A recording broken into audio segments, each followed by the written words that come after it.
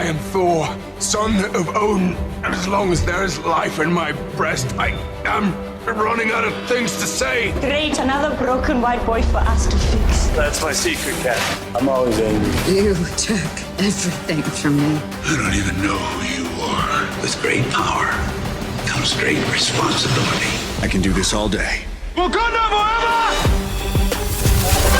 And welcome back, Internet, to an episode of Views from the 616, the blackest MCU podcast in the multiverse, powered by For All Nerds, where we discuss everything in the MCU from the perspective of people of color. And we are back live and live in color, technicolor, if you will. And it is one of your hosts, Tatiana King, a.k.a. the life and times of Sharon Carter, a.k.a. Tesseract Thompson, Captain America, LaWandaVision, and the coldest winter soldier ever. And usual, I am joined by my bespectacled co-host with the new specs. I like those. Very nice. Thank you very much. Thank you very much. It's your boy. We back in here. DJ Benhameen, a.k.a. Brother Voodoo Child, the Off-White Panther, the Power Toker, John. Walk it out. Karen Civil War, Armand Duquesne, the Fifth, a.k.a. the Long Swordsman. Oh, God. It's shenanigans already. Like, we not 30 seconds in, bro. I've also been told the Two-Handed Swordsman. Oh, God. Here we are. All right. Well, we're back, y'all. So, can you tell? We here. We about to talk Hawkeye. Yo. Well, first of all, I just want to say, because you mentioned one of your AKAs, the Off-White Panther. Rest in power to Virgil Abloh, who passed away. Again, depending on when you listen to this, it will be after the fact. But he did pass away this past Sunday after Thanksgiving. So definitely wanted to say that because that is where that namesake comes from. Yes. Big shout outs to Virgil, legend in his own time, in our time. Y'all know who he is. And big respect for the Off-White Panther and for everything else you done. Absolutely. So thank y'all so much for sticking with us, for working with us through our break that we've had. But we are back with Views from the 616, and we're here to talk Hawkeye miniseries on Disney Plus. Specifically episode 1 and 2. So I don't remember, have they been doing this lately? Have they been dropping like multiple episodes at once for the public, or is it just us that's been getting multiple episodes at once? We usually get the first 3, full disclosure. We usually get the first 3 of most of the series. We got the first 2 of this one, just like y'all. Okay. There's just only a little 6. earlier. Just a little earlier. Yeah. So I don't think so. I think this is one of the first times that they've done 2 other than WandaVision when they did 2. Yeah. Okay. Yeah. All right.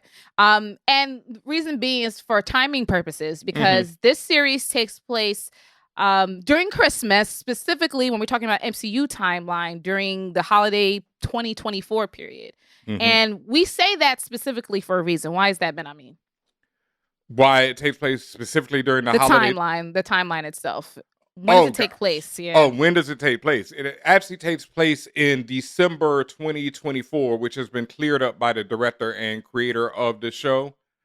What's that? Reese Thomas, right? Reese. Yep. Yeah, Reese and Jonathan Idla. Reese is the director. Jonathan is the writer. And they cleared up that it takes place in December 2024 of the MCU, which is, as far as we know now, the last or like the furthest out of the timeline that we have now seen. Okay. Because Spider-Man Far From Home takes place in June 2024. Okay. No Way Home probably takes place immediately after a few days, a week or so after Far From Home. Okay. Doctor Strange and the Multiverse of Madness presumably takes place somewhere around then or right after that. And then we have Hawkeye taking place in New York in 2024. 6 days before Christmas. Which begs the question, because we've all seen the Spider-Man trailer and there was a lot of hoo-ha in New York. Mad-ish went down, in New York. We saw the Statue of Liberty with Captain America's shield on it in New York, which we have not yet seen in this trailer. In this show.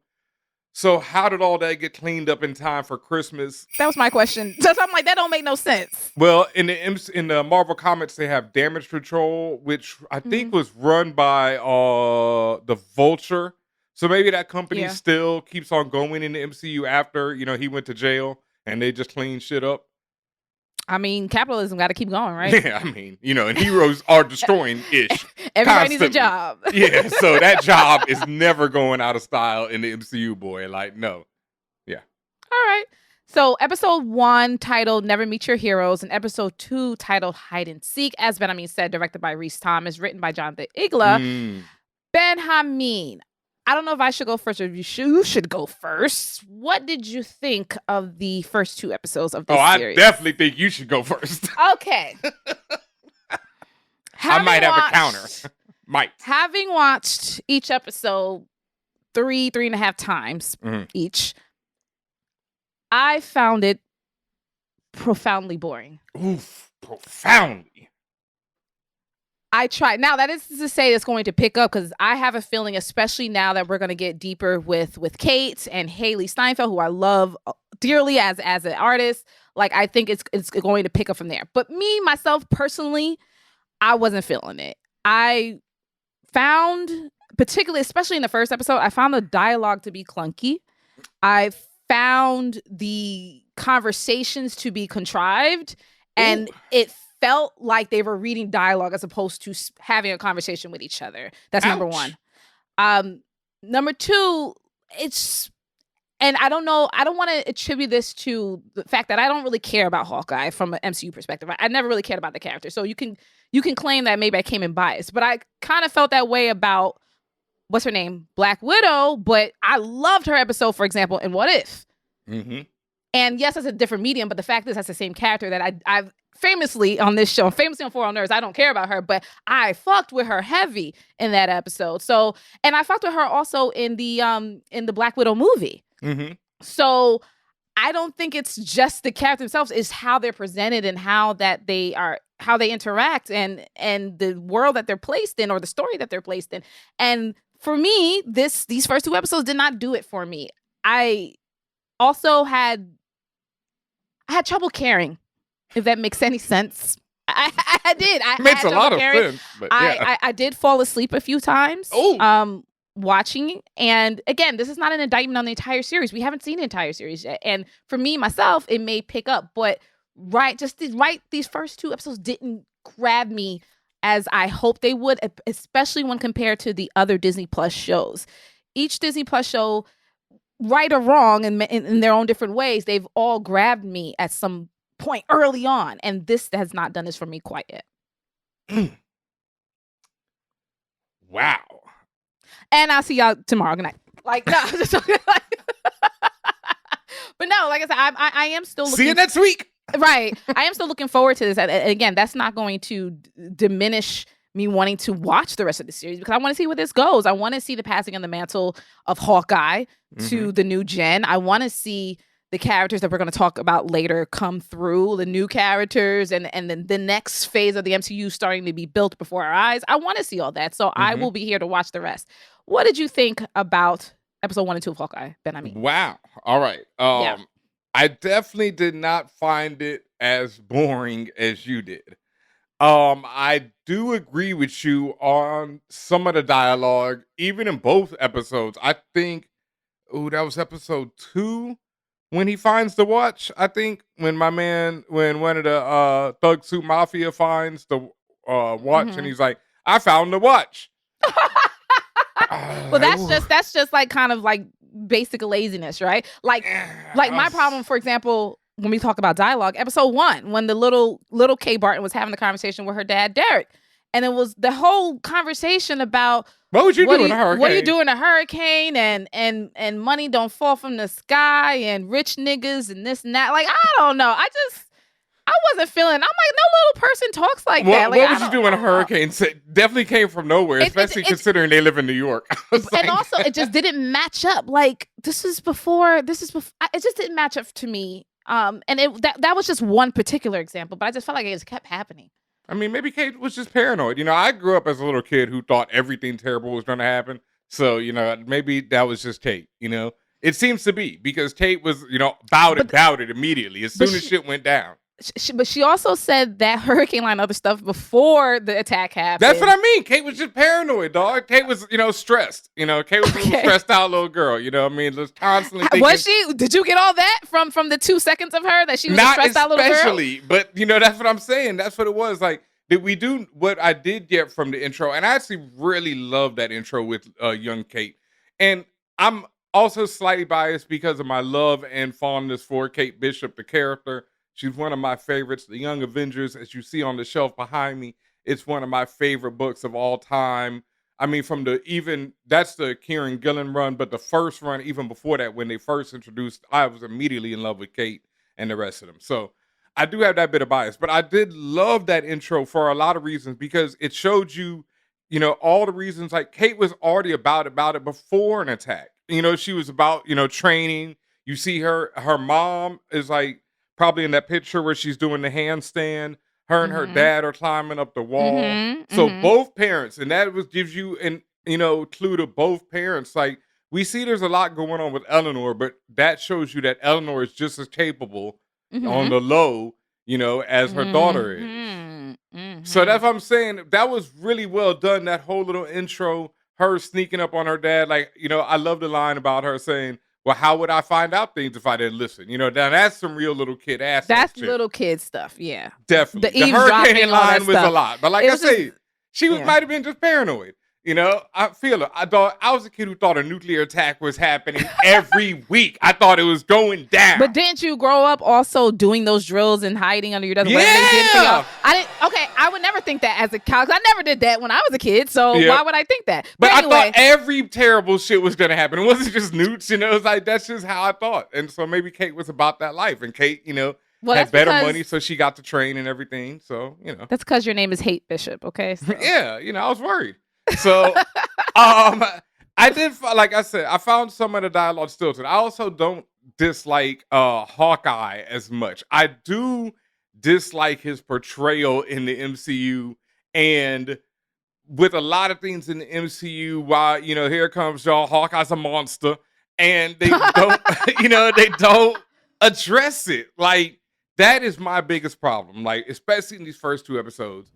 His wife is like, did you find the problematic suit? Problematic, fam. Like, that is, as Shannon Sharp would say, is this not the greatest example of white privilege you've ever seen? It's a little problematic. It's a very lightweight adjective to use here. Very lightweight. Yeah, and I guess, that's his wife, trying to hide from the kids, whatever. I don't care, but I need them to really address that in this series. How effed up it was? Yeah, like we see it in Hawkeye's face. Yeah. Like we see that he's definitely feeling the shame. Yes. But you still living good with your family while a lot of people ain't. Because you murdered them. Not gonna hold you. I don't expect them to do a deep dive into that whatsoever. I think, yes, they're going to focus in on his shame and the bells are going to be ringing for him. He's going to be walking through the streets naked per se, but I don't think we're going to get the social, political implications and negotiation of what that means in the world. Like, I don't think we're getting that in this series. And I'm not really potentially looking for that anyway. Like, again, this is a 6-episode miniseries that really, if you look at the very most basic lowest common denominator plot, Hawkeye's trying to get home for Christmas. Yes. That's all this is. He's trying to get home for Christmas, and a series of misfortune events keeps fucking happening. But it's also about him trying to run away from his past. And that too. That is his past. So I do feel like at some point, because one, Kate doesn't know this about him. And that's something that's going to come out at some point. Yes. A lot of people don't know about his whole Ronin past. And that's going to come out at some point in this series. I just, I'll put money in the bank on that. So I don't feel like they're going to completely ignore it. I don't think that Marvel is really that dumb to ignore what the streets are saying about Hawkeye. Like they've seen the tweets. Like every time, no, that was what was killing me. Every time leading up to this show, every time there was like any image released of Clint and Kate, it was immediately somebody retweeting it, talking about, so why did you go around murdering all these Japanese people when the KKK are right there? That part, just saying. Had to go to Mexico to get the cartels. Well, what we're A also lot of militias right here, January 6th. Just happened. I don't know. But what we also just saying is we gotta, now that we're talking about this stuff, we gotta get into the themes of the episode.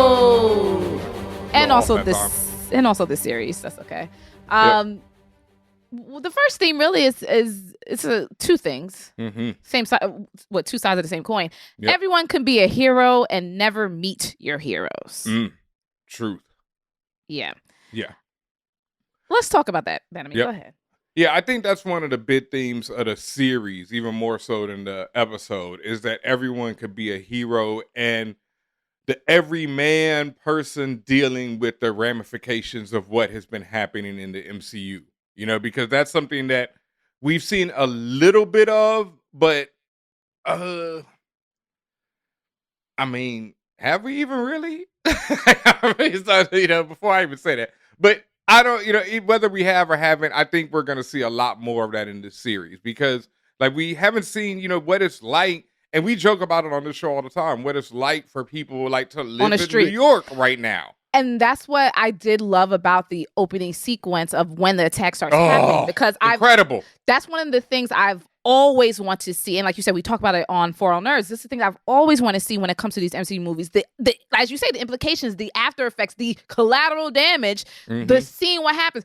Okay, so while these niggas was flying around Grand Central, what about the niggas that live there or work there, whatever, and taxis falling on their head and stuff like that. Like, this is also happening. And you finally, and I don't want to say finally, because we saw pieces in other shows and movies, but you see it centered on a family that is, you know, well off or whatever, but they are in the middle of the mayhem. Quite literally. They are down the block. They're maybe, I don't know, 4 blocks away from Avengers Tower, Stark Tower, whatever it is at that point.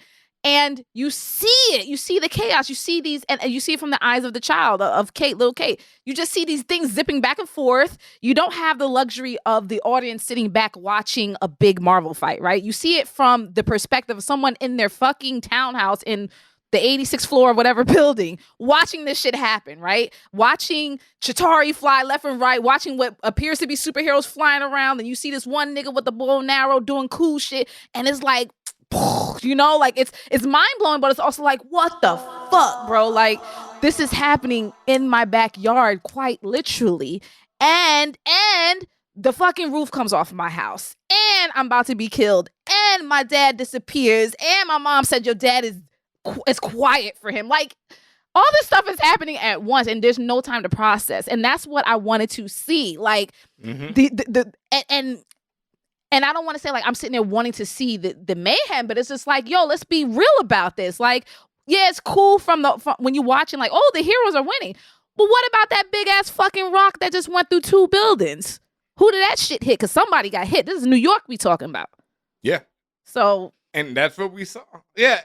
I thought that was beautiful. And I've seen others, shout out to Screen Crush on their videos. They pointed out how that was probably the arrow that Clint shoots where he looks away and hits the skiff that's flying by him, and then it crashes into the building, and well, it saves Kate. And I don't think he didn't do that knowing that Kate was there. No, that's just like he's shooting at the skiff, and he handles it, and then she sees him do his most iconic moment from the Avengers. So that's all part of that intro that I loved, and that's part of what we're talking about, that everyone could be a hero, because Kate is then a normal person in New York who's inspired by seeing yet another normal person fighting against these monsters, and she's like, well, if he can do it, I can do it, and then dedicates her life to it.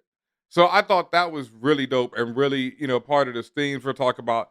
Then when she meets him, she talks to Clint about how he can't be that brooding. You know, she doesn't know he's Ronin. She's basically speaking about that, like that whole brooding, you know, dark, you know, shit, that ain't selling, bro.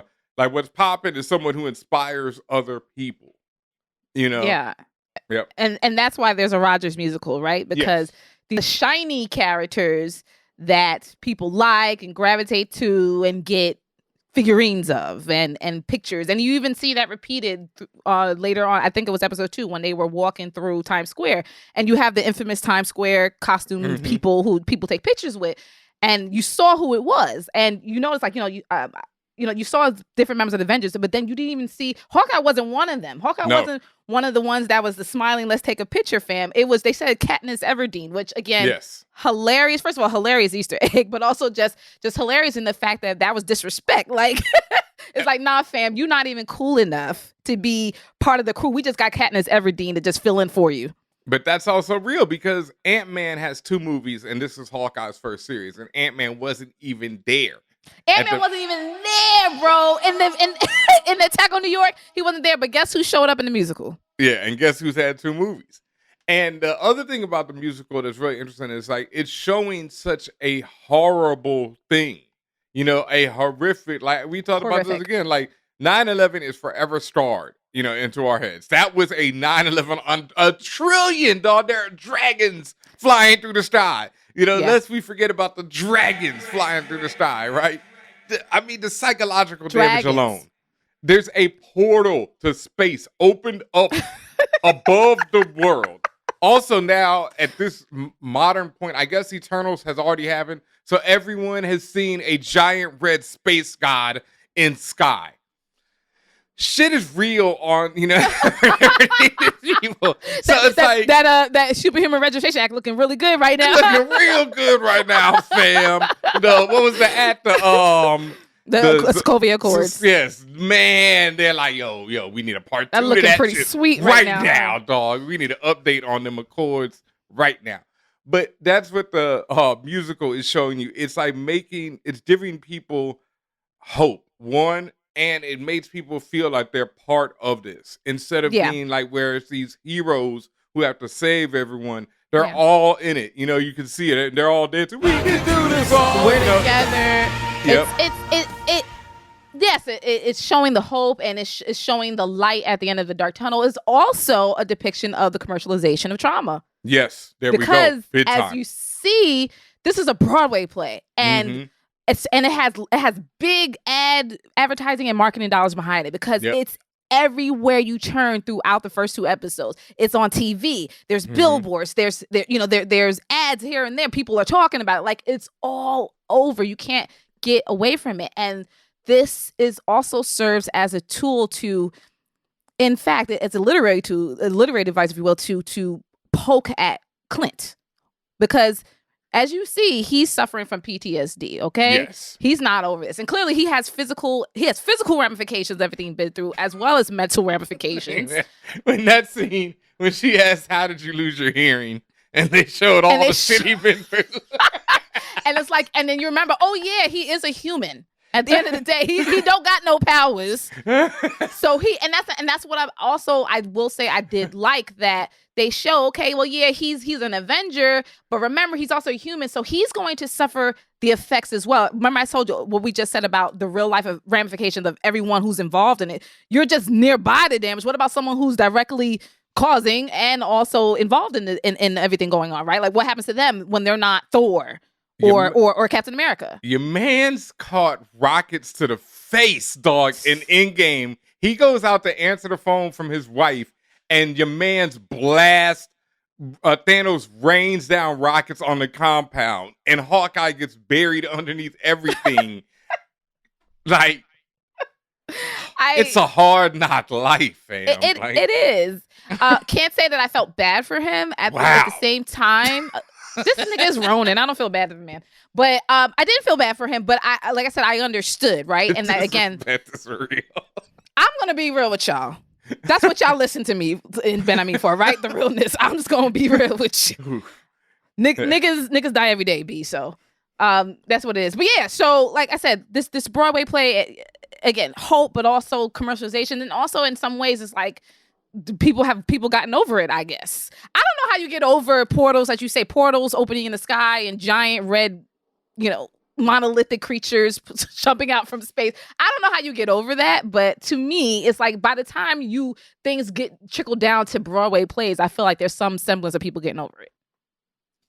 I don't think that that people are getting over it yet, but I think that's what the Broadway play is designed to do, right? And there's the interesting thing about it. People pointed out that the Rogers musical is across the street from Hamilton.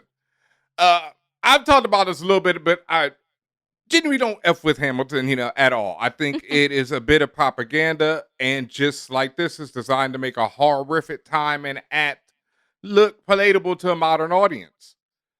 And people who did not live in New York at that time, I'm sure there's video plenty as we have from 9/11, but still, if you were not there at that time, when you visit New York, you go see the Rogers musical, you're gonna be like, hey, we can do this all, and feel better about yourself. You ain't really stressed as much. Now, people who live in New York, they ain't no getting over that. Your psychiatrist bills are through the roof. Yeah. End of story. But like we say, that's what this whole episode of series seems to be about, is that everyone could be a hero. And also, as we will see, probably never meet your heroes, because Kate, like we said, is going to have to find out some things about Hawkeye that she is not really that happy to find out. And one last thing on this theme is the character of Grills, Jermaine Grills. In episode 2, the firefighter who meets Hawkeye at the Larping event after he's stolen the magical Ronin suit. Let me point out how magical the suit is. It survives fire. It shrinks survives everything. It shrinks and grows according to its user. And the mode made it for sure. It definitely fits on Kate, and then it fits on the 6'8" Grills with no problem. But anyway, Grills tells Hawkeye that, you are a hero. I'm not like you and all this. When Grills is an actual firefighter. You know what I mean? This man is a hero. This man saves people every day of his life. But because of people like Hawkeye and the Avengers, he feels, like he's not a real hero. Yeah, outmoded. I did catch that too. Yeah, that he's not a real hero anymore. And so that's something that we're seeing with, that's why you have Back to the Rogers musical, because it makes people all feel like a hero again. Right. And that's a great conversation to have. As you say, the emergence of superhero and the emergence of all these events happening, then question your worth and your position in society, right? You go from a revered first responder to, and you may just be placing this on yourself, right? No one's potentially thinking this. This is self-sabotage, but you're sitting there like, that nigga could fly through the sky and cast thunderbolts. What can I do? Like, it's just like, but you're still important, and you're still necessary and needed. And it just comes to show you the types of thoughts people have in their heads. And even like if you take superheroes out of the equation, that happens all the time just in life, right? Where especially when you talk about the new and the old generations, where people feel like they're being replaced and things like that, and people get these sense of their sense of self-worth diminishes or gets warped because they're seeing maybe the attention being placed on the new or something that seems more powerful or this and that. And the, again, psychological effects of how that it takes on people and what they do to try to feel better. And in this case, Grills and people like him, they decide to go LARPing, which stands for live action role play. Yes. So role play game. I've known about LARPing for such a long time, so it was the most hilarious to see that they put this in this series. I known about LARPing since I was like, I don't know, since I got into role playing, which is early. I probably like the early days of it, for that matter. But yeah, that was definitely out of control hilarious. That was right after seeing the Renaissance Festival in Loki, because those are two things I grew up on.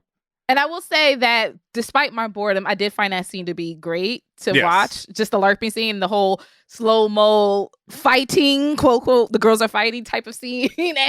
and really Hawkeye just getting into it. Like Hawkeye just shedding the brooding, I don't want to do this. I ain't trying to play with y'all exterior to, I'll just play along. Because even if it's just to get what you want, the fact is, let those people have what they asked for. So, and then he went with it, and it was fun to watch. And and it seemed like he was having fun too. Yes, my man laying it down. The one guy Hawkeye caught, he had like red hair, and he's like, oh, yeah. The slow motion crumble, the LARPing acting, yeah. The last point we want to make about this theme about everyone can be a hero, the other part, which was never meet your heroes, because as we may have personally experienced in life, or as you see on Ben, I mean, maybe you got something to say about that. He said, whoa. I don't think so. Most of my heroes have been good, yeah. Yeah, not for me, but lots of times, and people talk about this a lot, lots of times when you, in real life, when you like, say, someone's been your hero since you were a child, and then you finally grow up 10 years, whatever years later, you grow up, and you get to meet him, and you're like, damn, that was a disappointment. I have a wild story about Africa Bambaataa, and it wasn't exactly a disappointment. It was like, oh, that was interesting. It was just hilarious. But for the most part, yeah, I've been good. Yeah. I met DJ Premier, and that's my dude, There it is. Yeah. And it's great when, like, again, these people, your heroes, live up to your expectations, but also people have to also remember lots of times when these people become your heroes, it's because it's when you're younger and they get glamorized or even lionized in your mind and in your psyche. And that's also what's happened with Kate, right? Like, this is this traumatic event. She's in the middle of fucking the wall got ripped off her house like a dollhouse. And all this is happening. And you see this man just, what appears to be a regular man, doing these fantastical things. At least it appears at that moment. And you're just like, wow, he's a god, or he's amazing. And again, this indelible imprint is set upon you. And you're like, that's my hero. I want to do everything they do. I want to be just like them. Not knowing that there's so many different facets and other things you don't know about them, don't even see about them. And that's just in the moment. They could be the dirtiest, horrible, most foul person ever, as we're going to find out. Okay, you're going to find out about Mr. Ronan soon. But sometimes it doesn't add up. It doesn't add up to your expectations.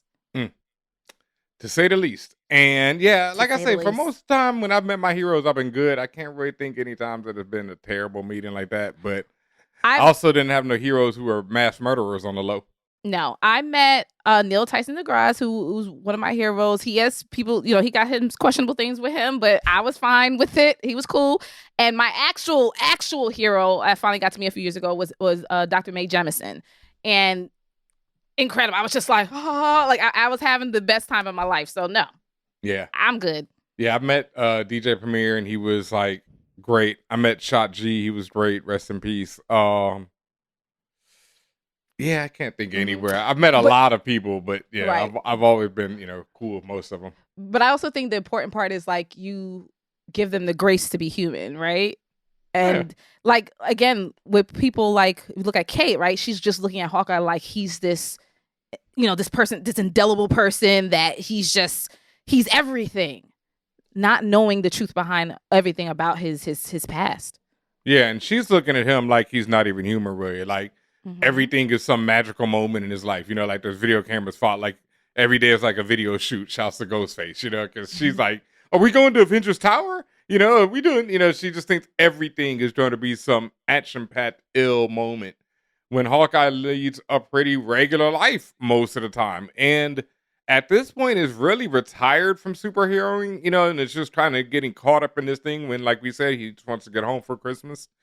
Because he was already retired, and like under the superhero Patriot Act, whatever, that last time we saw him, because he was on house arrest when Endgame happens. And then he goes buck wild when Ronan, as Ronan saves the world, I guess gets pardoned from house arrest or whatever and goes home. And, that was it for him.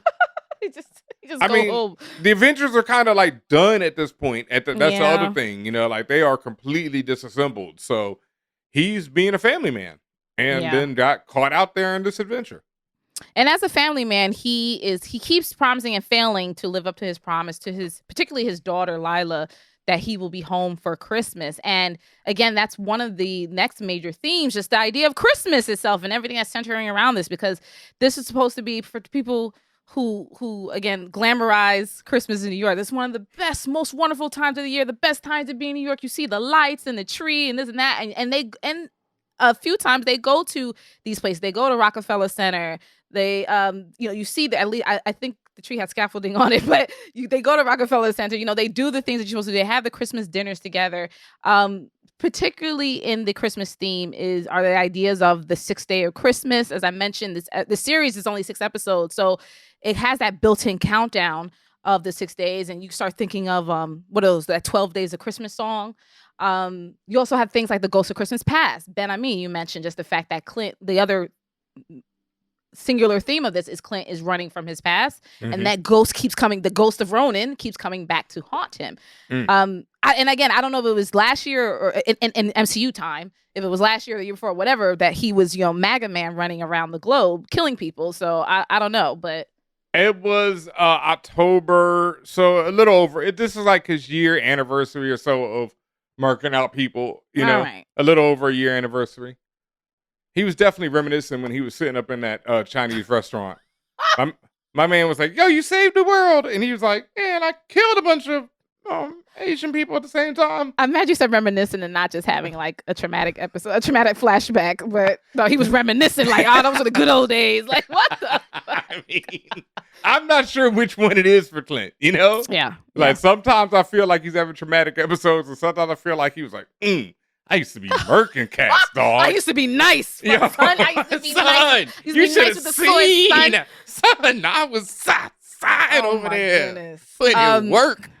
Terrible, Benhameen. Speaking of Christmas, was he's that like, scene... this actual Japanese dude had nothing for me with a sword, son. I'm putting it in work. Don't do this. My man was like, he done. But I have a question. Speaking of Christmas, was that scene in the Chinese restaurant supposed to be reminiscent of A Christmas Story? Because if you got to clue me in on that not the stereotypical racist part, but I'm just saying, just the fact. Is racism in A Christmas Story? Oh, that's right. They were in. Oh, I forgot. Yeah. Okay, I was just like, think about that scene again. Yeah, I forgot all about that. It's come on a million times on TBS since like 1922. So like, come on. I used to ignore that movie. It'd be on like all day. I'd go to my friend's like aunt's house and they'd be playing it all day, and I would just ignore it all day. Well, anyway, just the fact that, because that's a famous scene, just the fact that the family to spend Christmas in a Chinese restaurant, and there are a lot of families, a lot of cultures where. I don't want to mess up which particular culture, but I have heard of it where certain cultures, they actually do. That's what they do on Christmas or during the Christmas time. They actually go eat together at Chinese restaurants. So most definitely. That's like, a thing to do. In fact, I was just watching, I wanted to get his name right real quick. Oh yeah, Ronnie Chang. He's an actor. He plays in Shang-Chi, but he has a Netflix comedy special. He's a stand-up comedian, where he's talking about how Asian cultures, he's like, one, they should be in the government of America because they would get shit right. He's like, they don't even take Christmas off. You know where you can go on Christmas to get you some food. This is true. So shout out to Ronnie. The special is absolutely hilarious. He's fantastic. So okay. Yeah. And another theme. This is actually Eleanor Bishop, who is Kate's mother, says this to her. And I love this line. This was a cold line. She said, young and rich people think they're invincible, and you're both. Ooh. Now, Kate. Is this not the greatest example? Right. Now, before you know anything about, like, really, like, her personality or anything, what you do know about Kate is that, yes, she's young, she's rich, she's kind of giving, but with much better qualities, young Bruce Wayne vibes. The fact that she has access to basically anything. Yep. And the fact that she's highly skilled physically, mentally, all this other stuff. The part where it differs, and again, just from a personality standpoint, is the fact and again, we don't know everything about her quite yet, but just the vibes that Kate gives me is the fact that she seems to have empathy, and that she seems to have, besides the fact that she's young and she makes mistakes, she still has semblance of sense.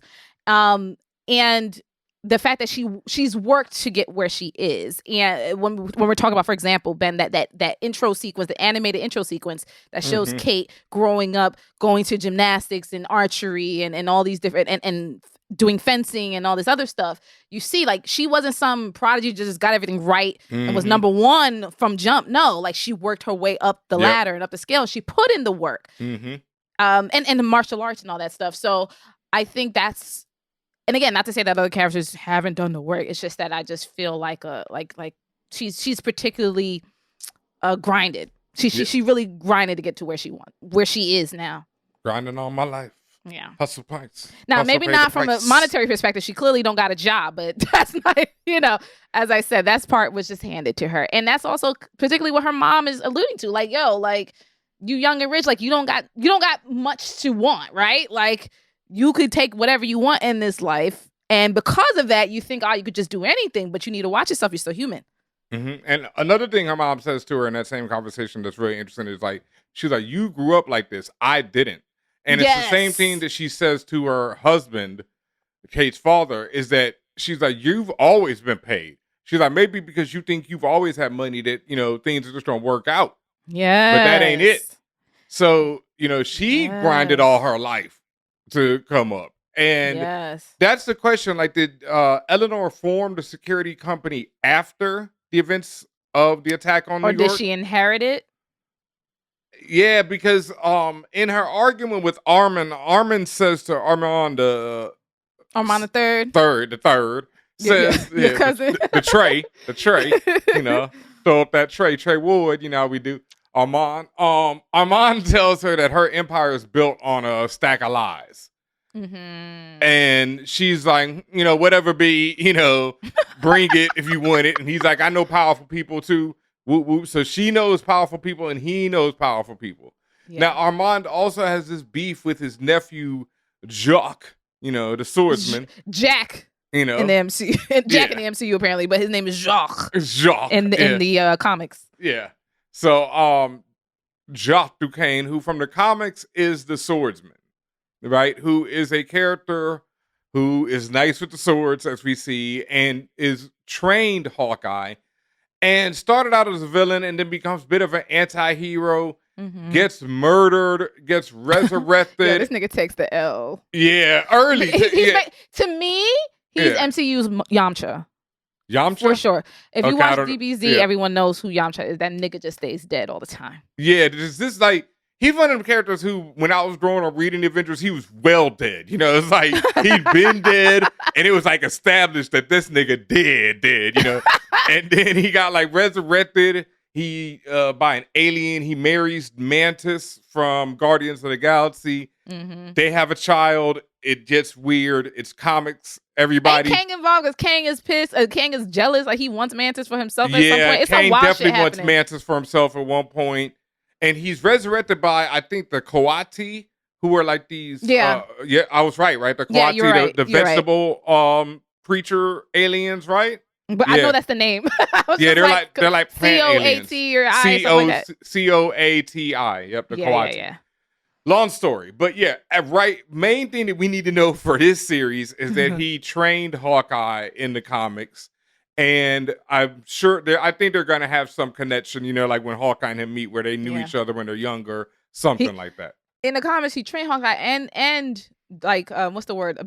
Betrayed him. Yes. And so they wasn't fucking with each other for the longest. And then they rekindled their friendship. And then Swordsman gets murdered shortly after that. Like, so I'm telling you, Swordsman is like one of them cats who was like, he was in a few issues and then he got dunned off, you know? So, Swordsman. But what is up with Eleanor remains the question.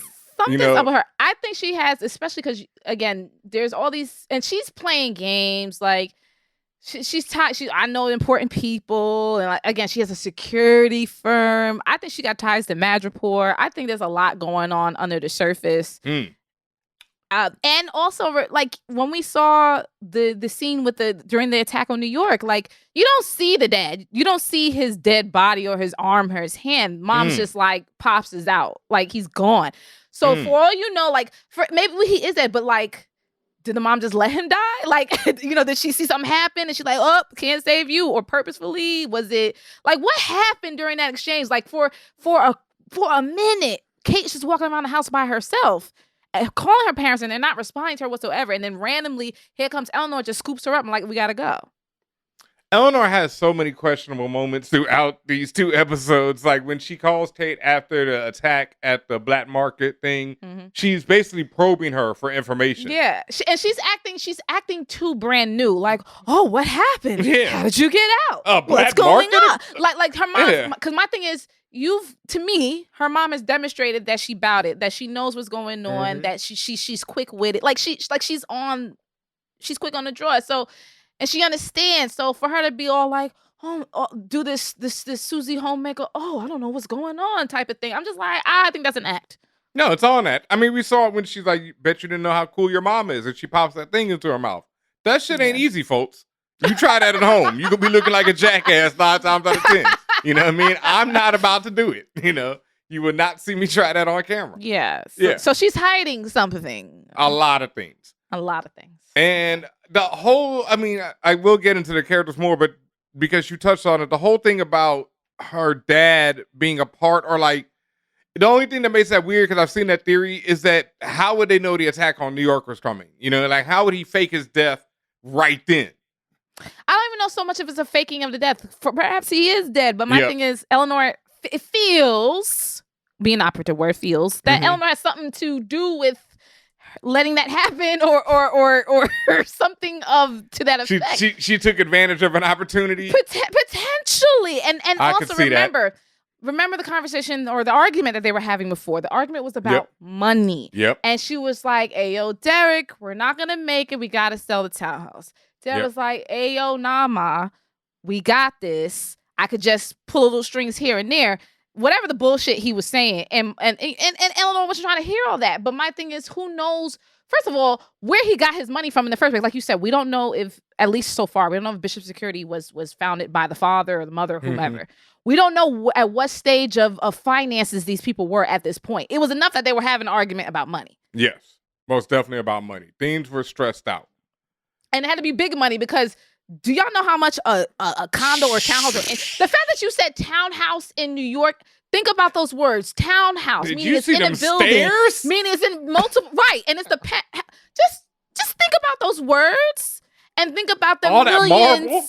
Think about the millions and millions of dollars that requires. So that's what I mean when they talk about money problems, they talking about money problems. I mean, she was like, I got to go downstairs, like in New York. Like, your house got steps in it, bro. Yeah. A lot. Yeah, you live in. Ooh, so yeah, we will see. But I thought, because the first time I was watching, and I know Jack from the comics, so I know Swordsman, so I was like, okay, this dude's the big bad, But then there are a lot of things we have to get into as we get into these characters to talk about who is the big bad. So let's just get on into these characters and talk about it. All right. So of course we got Kate Bishop, played by Haley Steinfeld. Ever since True Grit, I've been in love with this girl. She's a great actor. I can roll one better than you. When she was rolling that cigarette. Oh, I was like, this little girl. Yes. Yeah. She's based off the Marvel Comics character Catherine Bishop. That's her full name. Benhameen has it sitting right behind him. Her characteristics, I think she's a powerful white because she can get a cab in New York at night in the rain. So she's absolutely powerful. Yeah. As we see, she uses her family Bishop Security tech to track people through her phone because she's been tracking a few motherfuckers so far. And for a second, I thought that she was on some Big Brother shit with that security firm. But then I realized that she puts it onto people's phones or they already had it on. Oh, they already phone. have it. And it's like kind of because I was like, yo, this girl just tracking everybody. This shit ridiculous. And that was another thing. It's part of a backdoor. Yeah. Because her tracking everybody was ridiculous to me until I figured that one out. And then the tracksuit mafia finding her at any point and them saying, we got eyes everywhere, bro, was also like, all right, yeah, I get it. Yeah, but okay, fine. As we said, Hawkeye is her absolute 100% mega hero. Yep. So she just has this persistent feelings and thoughts in her mind and her head about her mind and her heart rather, about who he is and what he stands for. And as you see the moment that she connects with him, like physically meets him, she's on him like white on rice. She's just like, oh, so, show me this, show me that. Like she wants him to mentor her so bad. And yeah, it was cute. And it's really like very realistic, right? It's just like, oh, I want to be just like you. Mm-hmm. She's also like trying to one up him. She's like, some people call me the greatest archer in the world. Yes. So Hawkeye. She's and saying he's like, this. who says that? You? Yeah. It was very cute. Very cute. Yep. Another part of her that I thought about her personality and just who she is as a person as we're learning is just and I noticed this, like she's constantly told by like her mom, Armand, and random people to dress and be more ladylike. Mm-hmm. You noticed that, right? Oh, did I? And to me, like especially if you look at her outfit from when she went to the charity event, she's dressed like Rue from Euphoria. Like she got and she looked cute though. She had like the fitted all black on black suit with the black tie. Look, when she came through in that orange pantsuit, the suit pants to meet her mom and Jack at the office. Oh, okay. Ooh. Like that's her style and that's what she likes and that's 100% herself, but everyone around her keeps trying to mold her into particularly society's template of what she's 22-year-old woman should be. Mm-hmm.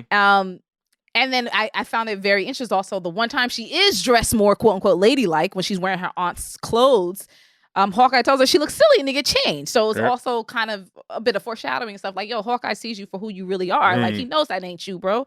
And it also just in the ways that it can maybe what how even saying it probably emboldens her view of him. Like, she looks up to Hawkeye. So the fact that Hawkeye's like, yo, that looks stupid.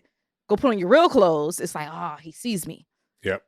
And this might be a slight shout out or a slight hint to Kate's sexuality in the show, because in the comic books, especially in the Kieran Gillen, that's one thing I really love about Kate Bishop. Is she's a young woman who is like fully in charge of herself, and is like, you know, if I want to date this dude, I'm gonna go out and, you know, sleep with this guy. I'm having fun. I'm living my life. I'm enjoying myself, and she's not looked down upon or any of that. And then at one point, when all the young Avengers are assembled and she's realizing how diverse their tastes are, she's like, am I the only straight person on this team? And Miss America Chavez turns to her and says, I've seen the way you look at me, shorty. You're not that straight.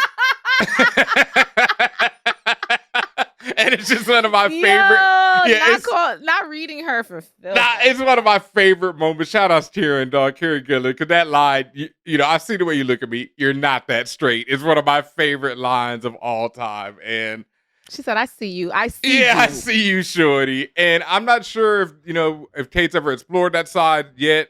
I mean, she's done a lot. And that's one thing we didn't mention yet. The actual intro of the show and a lot of the series is inspired by the Matt Fraction and David Asia comic book series, Hawkeye, which is brilliant. Like, on every level. Like, as much as I love Young Avengers, and after that, I didn't want many people touching Kate Bishop. Matt and David took Kate and had her meet Hawkeye, and it just became one of the best series ever. And that's where you're seeing a lot of the inspiration from this. A big difference in the comic and the show is that even though Kate is much younger than Hawkeye in the comics as well, they have more of a will they or won't they relationship.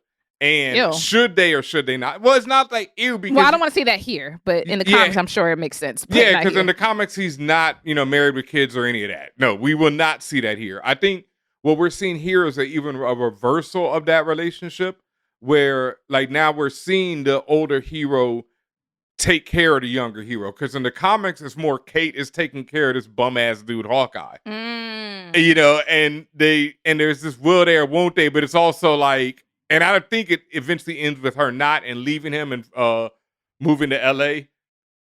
So hopefully we see that happen here. But that's for those who haven't read it. I fully recommend reading Young Avengers by Kieran Gillen and Jamie McKelvey, and then Hawkeye by Matt Fraction and David Asia. If you want some background on this character, and also just two fucking fantastic comic books, dog. Like, so good. Good. Also, and we'll be bringing up that Matt Fraction one a lot more as we go through these characters and stuff too. Cool. That also just reminds me when you mentioned the animated intro sequence again. When we're talking about Kate, the fact that she has really grinded her way from the physical perspective anyway about training and learning all these disciplines and all this other stuff. It also shows you a lot of the things that get skipped over when they're talking about heroes, right? Like they just instead of just placing a person there and saying, "Yep, they know how to do everything," without any like. The realism behind it shows you, though, she's been training pretty much her whole life for this. So she does have the skill set to be this person. Like, it's not far-fetched that she's doing fucking parkour on the building to get to, to get up to start doing the bell tower shots. Like, it's not, it's like, okay, I could believe that because you see that there's a history of this, of her learning and training and all this other stuff. So, that. No. I love it. And I love, like I said, I was waiting to see how they did Kate. I've loved Haley just like you since True Grit on through Bumblebee up to this. So I knew she could handle it. It was more, was the writing going to be there for her? And so far, I'm loving everything they've done. So, yeah, fantastic. There is Clint Barton, a.k.a. Hawkeye, a.k.a. Mr. MAGA Worldwide. Wow. Played by Jeremy Renner. As we see, he suffers from hearing loss, at least partial, as he wears a hearing aid. And again, you saw that the somewhat comical scene of why that is the case, of again, missiles blowing up in your face. In the comics, he's also partially deaf. When I was growing up reading Hawkeye, he'd been partially deaf because of an explosion caused by this villain Crossfire. if I remember correctly. In the Matt Fraction David Asia series, a villain takes his arrows and pokes out his eardrums. Oh, that's a sharp Q-tip. I don't like that. Yeah, I don't like that at all, folks. I did not even know that until I was doing reviews for this, but I'm not sure if I finished the Matt Fraction series. I know I read most of it, but I don't remember that part. That's for sure. Yikes. Yeah. So, yeah. I always remember there was an explosion. I was like, okay, cool. And then I read this and I'm like, oh, ooh, wow, y'all took it to another level. We didn't need all that. Yeah.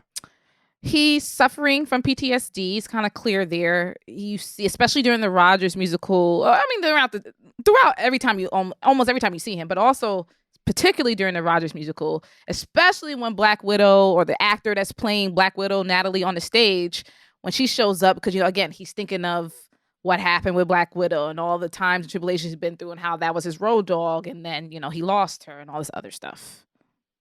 And we didn't talk about the Thanos was right graffiti in the bathroom. We're going to. That's on this list. Oh, okay. All right. Okay. That's there. All right. I'll save that then. All right. We'll get back to that. Who's next? Eleanor Bishop, played by Vera Farmiga. Vera has been in mad shit for the longest. Shout out to Castle Black. As we are alluding to, is Eleanor the actual villain of the show? Hell no. Is that too obvious, or is it because you just don't want her to be, Ben? No, I mean, she's the lady in red, right? Castle Black, Game of Thrones. We know how she get down. But no, I don't think. Oh yeah, she is. Yes. What's her name? Melisandre. Melisandre, yes. Yeah.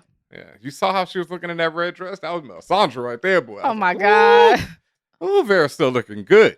But I just think it's too obvious. And I also have some theories as to who is the big bad, if there is a big bad. I do believe she's doing dirt, Wait, she was Melisandre? I thought she was. Ain't that Vera? I don't think so. Am I wrong? I don't think that's her. Am I wrong? Are you wrong? Yeah. I'm going to look her up real quick just to be sure, because I don't think that's her. All right. Carice Van Houten. Oh, well, no. Not Vera for me. Van Houten was cast as a priestess in the second season of Game of Thrones. Ah, all right. Well, shout out to both of them then. So, yeah. So I don't know. Back to this show. I don't know if she's gonna be the villain or not. Like, I think she's done some dirt. It can't be. Jack is also obvious for it to be Jack. Like, Jack is clearly hiding something, as you saw when they did that back and forth when Jack and Kate were doing, when Kate forced him to fence her. Yes. Clearly he was hiding his skill level and all that stuff. But. And how much does Eleanor know about that? Right. And he was, and also Jack was very interested in the fucking Ronin sword. And you see that he stole that bitch too. So yep. I just feel like, but for him, I mean, he's just clear, like he's the, I think it's going to track closer to the comics where he's like kind of the anti-hero. Yes. Now in the comics, Eleanor does some dirt. Let's leave it at that. A lot of dirt. So yeah. What kind of dirt we're talking about? We're talking about like horrible things. Dirt, higher level dirt? She's definitely, quite villainous, I mean, she's somebody's parent, she's a hero's parent. Like, aren't all parents and wives and grandmothers and sisters and brothers? At the end of the day, is you a villain or not, bro? You either villain or dead. You got two choices in life, bro. Okay. Yeah, it's tight. So, okay. All right. We also have. Damn, I really thought that was Shorty from Game of Thrones, though. Nah. I was gonna make a joke there, but I'm not gonna do it this time. You already know what the joke is. You already know what the joke is. Armand Duquesne III, Trey Ward, as Benhameen said earlier, played by Simon Callow. In the show, he's Jack's uncle. In the comics, he's Jacques' father. Yep. And he only and again, I love how quippy he was, and he's just so angry most of the time you've seen him. But I had a blast with his character until he was no more, because as we see that he gets murdered by the sword in his own home, which actually mirrors the comics, because he gets murdered by the sword that he gives to the swordsman, to Jack. Actually. So in the comics, Swordsman kills him. Yes. So in the comics, remember in the comics that's his father. So in the comics, his own son kills him. Yep. After his father gives him the sword. Wait, Like immediately after, or like 5 seconds, I'm not like sure. a few hours later. I'm not sure how much longer. like not like you hand him like, oh, thanks, guy. Stab, like immediate. Yeah. Okay, but Hey, you can't do that in here. Wrong. we have Jack Duquesne, played by Tony Dalton. Now this is my man's. I like this dude. I like this character. In the comics, again, he's known as the Swordsman. He is very, very formidable and knows all sorts of sword play. Can wield all sorts of swords. And as you saw, as I mentioned, with the when Kate forced him to fence her, he was acting like he couldn't. And she knew. She was like, "Yo, stop letting me win. You just not putting your all into it." And remember, what happened that made him just react? It was something fell or dropped or whatever, and he dropped the axe for a brief second. No, she went for the face. Yeah. That's what it was. She went for the face, and he had to protect himself. Yeah. And it was reflex. Yeah. Now, when your skill level is that high, that doing shit like that is just reflex, You ain't to be fucked with. you ain't to be fucked with. So as I said about him, that's happening. Nigga loves swords and playing in people's faces. I don't know. I don't know again where his villainy lies, or if that's really there, because there's two things going on with him to me. One, he knows that was Kate in the Ronin costume. I 100% believe 100%. he knows that was Kate. He saw them eyes and he was like, "That's you, nigga. I see you." Yeah. And then two, when after that whole fight, the sword fight, the fencing scene, he passed Kate one of Armand's monogram candies. Now, that could be nothing. That could be everything. But the fact that he did that and had the audacity to do that, knowing how that would make Kate feel, he was playing in her motherfucking face. And I kind of like that just off of some GP Petty shit. Yes. But also was like, damn, where's his level of villainy? All right. You are not watching Better Call Saul? No. Oh, my God. Okay, well, you did not know my man Tony Dalton yet then, do you?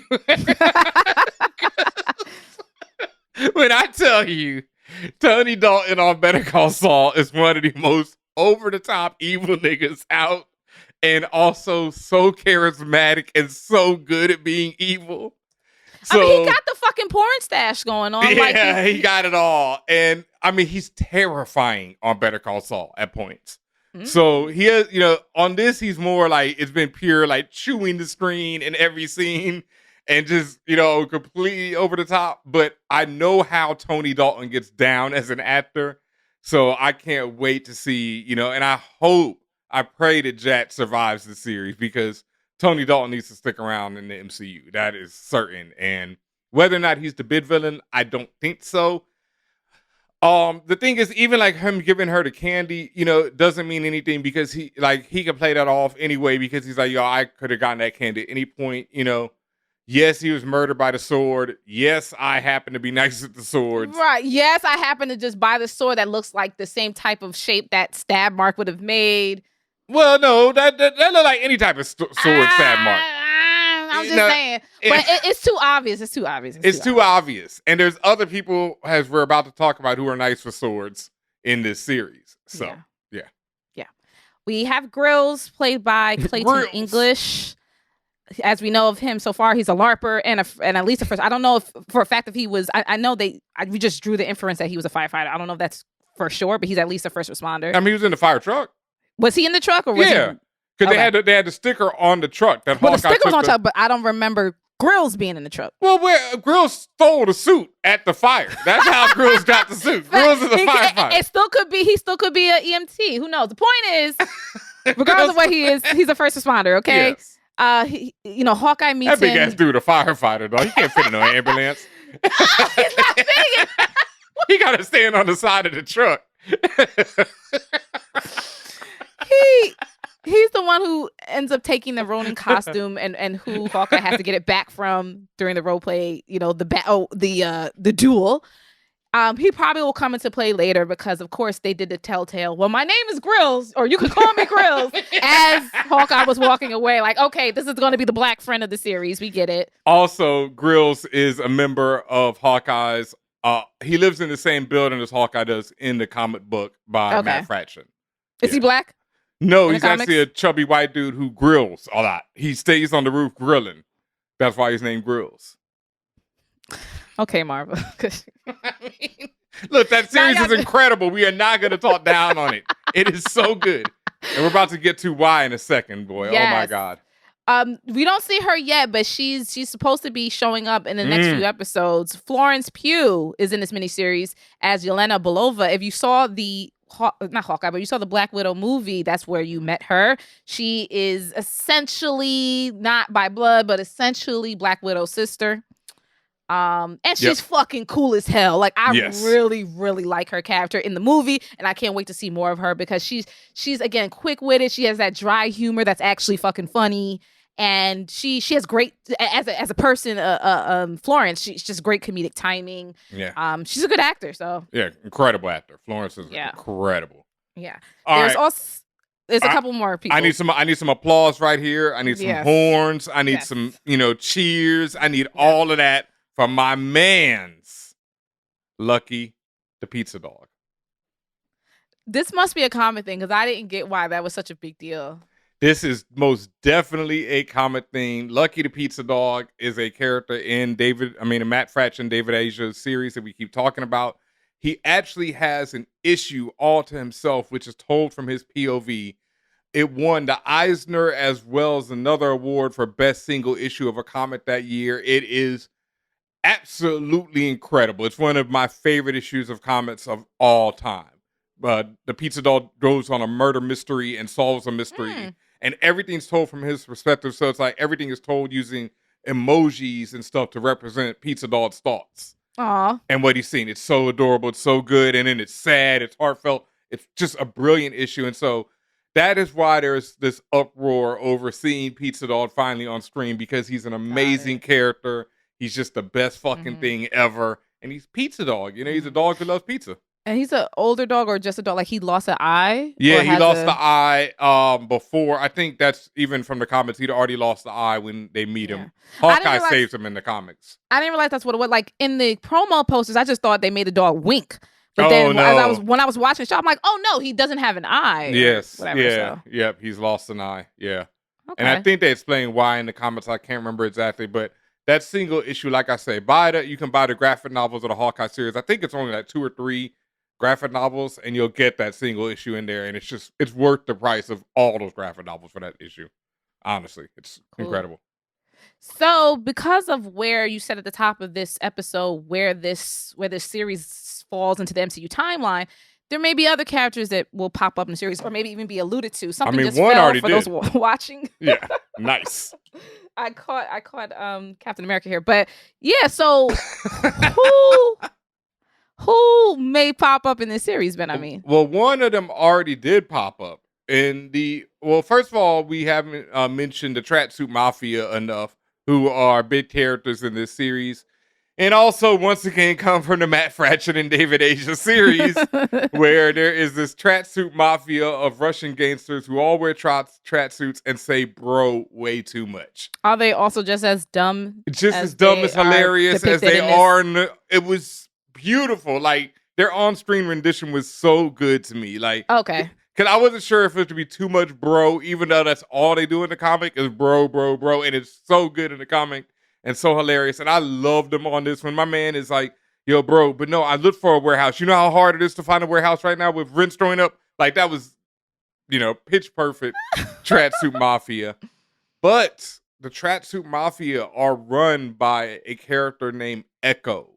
Echo is the woman that we see at the very end of the second episode, who is all right, let me go through her history real quick. Echo actually has another series coming up from Disney Plus.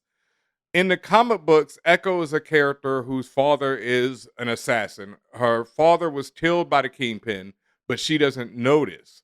Kingpin then raises her in a way, sends her off to school, has her trained to be a fighter, etc., all these things. Echo has a few things going for her. She's deaf, like Clint, but fully deaf. But she also has the ability, like Taskmaster, to anything she sees, she can imitate. But unlike the MCU Taskmaster, where it was like a chemical and all this, shit injected into Shorty to make her do all that, this is just a natural ability that she has, which is also like the comics Taskmaster. And that's why she's called Echo, because she echoes people. Is Echo a mutant? I don't know if it's mutant or what gives her the ability in the MCU. I'm not sure. She has not been involved in Krakoa and all that recently, so I don't think so. Because she's a pretty popular character, and I think she would be around for that if she is. But not sure, because like I said, I was not reading this, what I've just gleaned from Wikipedia and from general knowledge of comics. So in the comics, Echo is sent to kill Daredevil. She falls in love with Daredevil, and which is so weird because this is something Kingpin does repeatedly. He did it with Typhoid Mary, and then he did it with Echo. And I guess comic book writers just ain't that original all the times. But anyway, in this series, we see that Echo's deaf. She's actually feeling the speaker when we see her so that she can feel the vibrations through the speaker. As a lot, deaf people actually, I've seen it when I've been DJing, people go to parties and they'll stand by the speaker and put their hands on it so they can feel the vibrations and thus hear the music, Yep. So we see her, and we see her doing sign language, and we see the guy talking directly to her face. Now, what does this mean as far as who is the big bad? Is it Kingpin, right? All right. Now, there's rumors already, yes, from Spider-Man Far From No Way Home, that Daredevil will appear in it. Charlie Cox will appear in Spider-Man No Way Home. Vincent D'Onofrio, when questioned about this, D'Onofrio started doing his usual trolling shit on Twitter, retweeting people and stuff. So we don't know, is he going to be in this or not? But in the comics, Echo is directly related to Kingpin, which is related. And in the comics, all the Tracksuit Mafia are controlled by Kingpin. So there is a big potential for Kingpin to be, the hidden big bad of this series. Very easy connection to make, right? Which would also track with him connecting with Eleanor and being part of powerful friends that maybe Armand had, and rich wealth in New York City. And fold in all the Left Behind Netflix characters. There we go. Boom, boom, boom. With your first street level hero. And since you have Echo coming up, which means you could probably bring in some other ones later on down the line, or however they want to do it. Except for Iron Fist, I think they'll just keep moving. Yeah. Left Behind, left for characters. Like, I call them like they were the leftovers. Like, that's how I feel about Jessica Jones and the rest of them. This is like, they are the leftovers of the MCU. But slowly but surely, they've been making it known that stuff is still canon, Yes. And it's been little hints here and there, but it's like, okay, that stuff did happen. Now, like we say, Charlie Cox, it seems pretty much that he's gonna be in. We don't know. I'm not believing no pictures till I see the movie itself. But that's the big rumor on the street. And the other big one for this is that Kingpin will show up in it. What about...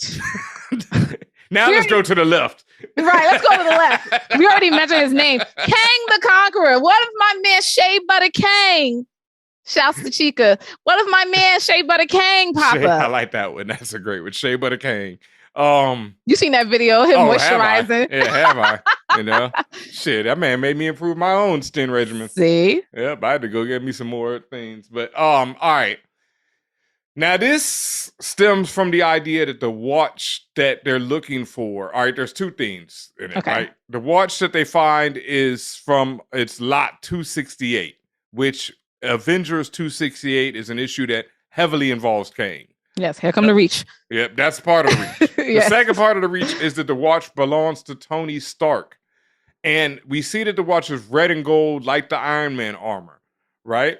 The other thing about that is we've seen Tony Stark have watches before that has all the technology of the Iron Man armor in it. Quick question. Before he got to the nanotech suit that he was using in Avengers. Quick question. Yep. Because you mentioned that it's part of the lot. And I do know at least the Ronin suit and the sword is said it came from the ruins or the wreckage of the Avengers compound. Yes. So was that watch also potentially part of that? Yes. That watch came from the wreckage of Avengers compound, which would be where Tony would store all his technology, such as his other suits, or a spare suit or something that could be hidden in a watch, as we see this red and gold watch. Now, that ties into, once again, the Young Avengers. One of the Young Avengers in their first incarnation was a character named Iron Lad, who is actually a younger Kang, who was like kind of sent back to make sure that Kang happened, but he was also trying to prevent Kang from happening because he wanted to be a hero and didn't want to grow up to be Kang. Okay. So is the tracksuit mafia being sent by Kane to ensure that he, this watch is part of his timeline? Oh, I'm gonna say that's a big reach, but who knows? Who knows? I was wrong about Kane being in that last episode of Loki. So at this point, I'm going to not say that maybe I'm not going to put it past Marvel really involving Kane in a lot more of these series as we get closer to Ant-Man, where he's the villain, right? Because I was thinking he might show up in Doctor Strange, but considering how the timeline is, from what we know, Spider-Man No Way Home, which I thought maybe Kang might be in, which I still think he might be in, then Doctor Strange, and then Hawkeye, unless Kang is just popping in and out of those, which I could see, and then Ant-Man is his first big debut as a big villain, because I don't even think that's going to be the end of Kang at Ant-Man. I think he's going to go on past that, hopefully, at least. But yeah, I could see it, but I'm leaning more towards Kingpin. If you, ask it me makes which more one, sense, right? Yeah, I guess it's less of a leap. Yeah, I'd go with Kingpin if you ask me which one. Okay. Yeah. All right. That leads us also, to... Echo is dope as hell, and I can't wait to see more of her. You're going to get that. Such a dope character. Yeah. That leads us to the end of our review, which is the Easter eggs inspirations. We talked about the opening credit promo art. Ben, you put out a couple of tweets maybe last week about that art, who makes that art, and also like just the promo art for the show itself. Who is that, and why is that important? Once again, going back to Matt Fraction and David Asia, and David Asia especially is the artist. There's also an inker and colorist who I don't know their names, who should be credited as well. But David Asia is the penciler, and I guess he designed most everything for that Hawkeye series. And all of this shit is straight up like taken from his work. And the problem is because Marvel pays people, Marvel Comic Books pays people as a work for hire situation where they don't own anything they create. Even though they create something like Pizza Dog, they don't get paid when Pizza Dog translates the screen because they don't own the rights to it. Yep. Yeah. So they know that they don't own the rights to Pizza Dog. So when it translates the screen, they don't get no money from it. So that's been a big issue. Now, Matt Fraction is a consulting producer on the show, which means he's definitely get some checks from this show. They might not be the biggest checks, but he's down to check. But it's money. David is not a consulting producer, as well as the rest of the creators of the Hawkeye series are not. And I feel that's a problem. So the one thing we can do personally, other than badger Marvel, is just go out and support David and buy some of his art, buy some of their comics, do whatever you can to support these people because they've done some really dope shit. And as we see, it's been the main inspiration for the series, and they're not getting the credit and the payment they deserve. Yes. Yeah. Another one we wanted to point out that we mentioned earlier, Ben, I said was going to get to it, was that Thanos' right tag. When Clint goes to the restroom, the men's room, he notices that someone wrote Thanos was right on the toilet.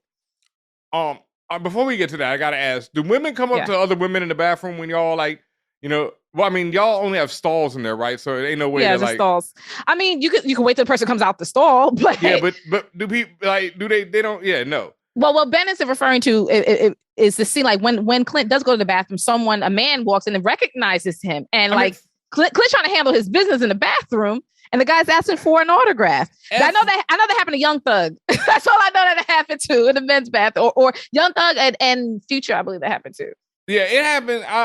It ain't happened to me. Thankfully, thank God. Nobody's ever come up to me in the bathroom. People just men in general. We don't really talk to each other when we at the stalls. That's just like a I mean, women if you don't have any toilet paper, we'll ask the person next to us. Yeah. But and then when you're out the stall, when you're washing your hands, you may comment if someone has something on or whatever. You may.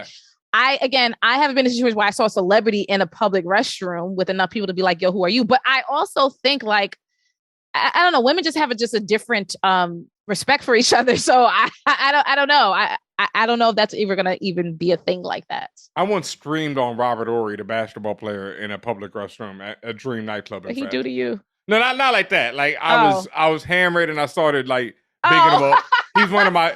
And actually, I've talked to I'm that asshole because I talked to Big Gip from Goody Mob in the bathroom once too. Both times I was hammered out of my mind and I was just bigging him up. But so you're guilty of that.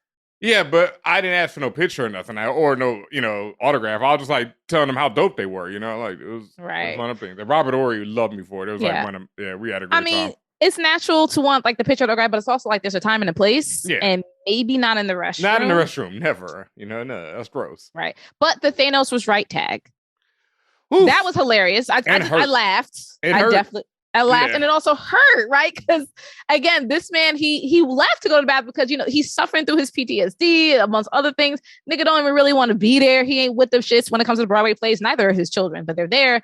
And after everything he's been through and everything, as you say, whether it's reminiscent or remembering, he's going through this psychologically. And then you look down and see someone jokingly or otherwise write this phrase. Yeah. I mean, this man lost his best friend, to stop Thanos. And this person's like, Thanos was right. That's a kick in the, where, like, oof.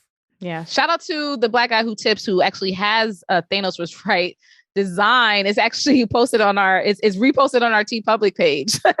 I'm dark. It's literally, I think if I remember the design right, it's Thanos's gauntlet with the jewels and stuff. And it says Thanos was right on. It's actually a really cool design. So I'm dark, but I disagree with that one, Sam. Like, if you want it, it's there. But I thought it was funny. Oof. But yeah, it's a slap in the face, right? You're like, damn, I saved your life and I did all this stuff and y'all writing this? Yeah. Oh. Yeah. Terrible. Terrible. Bad times. Yeah. The house that Kate takes Hawkeye to, after, Kate's whole initial apartment, whatever loft she was in, burns down. He takes her to her aunt Moira Brandon's house. In the comics, Myra, I'm reading it as Myra McTaggart, but in the comics, Myra saved Hawkeye and Mockingbird from an attack by Crossfire. As Benhameen said, Crossfire is kind of a long time enemy to Hawkeye. Mm-hmm. In the comics, Myra, the aunt, saved Hawkeye and Mockingbird. Myra's also mad old. Like, mad. She's like Titanic lady old. So she saved them by she ended up grabbing Crossfire's like bow and arrow shit and, basically hit him with that shit. But in the excitement of the process, I don't know, she ends up collapsing. And in the time between her, going to the king, Hawkeye made her an honorary Avenger. So see, when I tell you, related to heroes, death. Villain or death. Like, those are your two choices, fam. Yeah, I'm going to see the king, but I'm an Avenger. And that's like her first time she ever shows up, too. It ain't like Aunt Moira had many appearances. Oh, that was like her first and last appearance in the comics. I'm pretty sure. Like, they even named her just to be like, bro, you're not going to make it, though. You ain't going to make it, though. But she's had, that character, anyway, has had a long history just as a person in that world, because she was a long time movie star from back in the day. And you actually see in Hawkeye, the show, you see this poster that says Creature of the Dark Galaxy. And that's an old school movie that she was in, that Myra was in when she was in her Hollywood days. So that's from the that whole kind of Easter egg from the comics, if you will, is in there. Anything else, Benhameen? I think we touched on pretty much everything. We touched on Echo, we touched on Kang, we touched on the Matt Fraction series, all that good stuff. Yeah, I think we're good. Like I said, at the end of it, I don't think that, I found it as boring as you did. I'm, more excited for what comes next, and, we'll be back, but yeah. Yeah. And it was and I don't know if it was just our copy, but it was just like the fight scene during the black market auction. It was so dark. It was a bit dark. Like hard to see dark, like Game of Thrones final episode level dark. Like, I can't see this shit, sir, and it's not my TV. I saw other people making that same complaint. I didn't really feel that. I felt like the action, I liked how it showed that Kate wasn't that dope yet. Yeah, but I also just felt like the action was just at some points, was it dark because they were hiding some of the I think that's part of it. Yeah, I think that's part of it. Even the overhead shots that they did a lot, that's another trick to hide that. So yeah, I think that's part of it. Suspicious. Even though Kate's wearing a mask, you really don't need that. You can get a stunt person. Suspicious. So. But yeah, I wasn't blown away with the action, even though we've seen that from the trailer when Kate and them are in the car, and that shit looks incredible. So, hopefully the action picks up later on, because I was not like, I did like Hawkeye one-handing the Molotov cocktail back out the window at them fools. So that was funny. Yeah, that was pretty fire, But yeah, like I said, I wasn't exactly excited, but I'm looking forward to hopefully a upbeat next few episodes. As usual, thank y'all so much for supporting us, for sticking with us, for being here to talk all things Hawkeye and on Disney Plus and everything in the MCU that we love to discuss. If you would like to support us, and I know you do because you're still here, you're still listening to me, you can do a few things for us.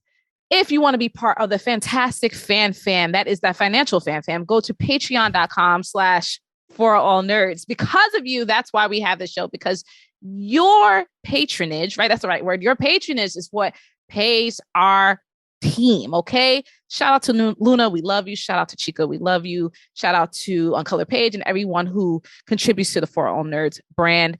As long as you're a part of any tier, you get special privileges. We always give away free things all the time. You get these random emails that you just got to run to. We'll say, yo, we got t-shirts and giveaways and kits and this and that. But you got to be in it to win it. Okay. So as I said, patreon.com/forallnerds. You can also get your merch. We have all sorts of beautiful merchandise, such as the Inclusion is Revolution sweatshirt I'm wearing, designed by Chrissy Chung. There are like 4 or 5 variants of this. Make sure you go to tpublic.com/stores with an S/forallnerds to get yours. You can get this, the For All Nerds, or even the Views from the 616 logo shirts. You can actually get all of these designs on a variety of products. So we're talking about phone cases, tote bags, pillows, masks, whatever you need, because you still need a mask. The Omarion version is here, so you still need a mask. Benhameen is wearing the fabulous newest design. Wong was right. If you saw recently, we all posted that picture of when the crew was at Comic-Con. We all had our different color flavors, our Skittles flavored Wong was right rainbow of t-shirts on. Make sure you get yours again, tpublic.com/stores/forallnerds. Yes, Benhameen. On that Wong was right, I do have a Wong was right moment from this episode of Hawkeye. When Kate is up on the tower and she shoots the bell and it starts to crack, her 2 brown friends bounce on her. Also, one of her brown friends might be was named Greer, who might be a reference to the character Greer Nelson, who becomes Tigra in the comics. Maybe. I mean, there's just not that many Greers in the world. It could just be like, like a hey, it could just be a shout out. We'll see. Yeah. But they definitely bounced on her when she took the shot and everything went awry. Wong was right, moment of the week. Yo, he's going to continue to be right for the next phase of the MCU, because dear God, Doctor Strange and his ass beat is all I gotta say. Also, make sure you are following us on your favorite podcast platform. We are on everything. Okay, look for All Nerds in order to listen to Views from the 616. You also follow us on the socials. That's at For All Nerds and at Views from 616. Follow us personally as well. I'm at Tatiana King. He's at DJ Benhameen. We're also on the TikToks. Hit us up on the TikToks, For All Nerds over there. What else, Ben? You mentioned the Patreon. Do remember twitch.tv /forallnerds. We are back, baby. I've been DJing over there on the interim, doing at least once a week. I'm going to be doing more. But we back every Monday, 1 p.m. Eastern Standard Time. That's 1 p.m. Eastern Standard Time. We are back. Twitch.tv /forallnerds. You know it. It's called Views Day. You can see all of your Views content every Monday, 1 p.m. Eastern Standard Time. Join us. The chat is popping. We're going to be talking Hawkeye. It's going to be lit this week because people will be like, oh, Tatiana said it's boring. And call this nigga a monster again. So, it's going to be all of that. Come Fight through. Fight me. Let's talk. Twitch.tv /forallnerds. And we're back, bitches.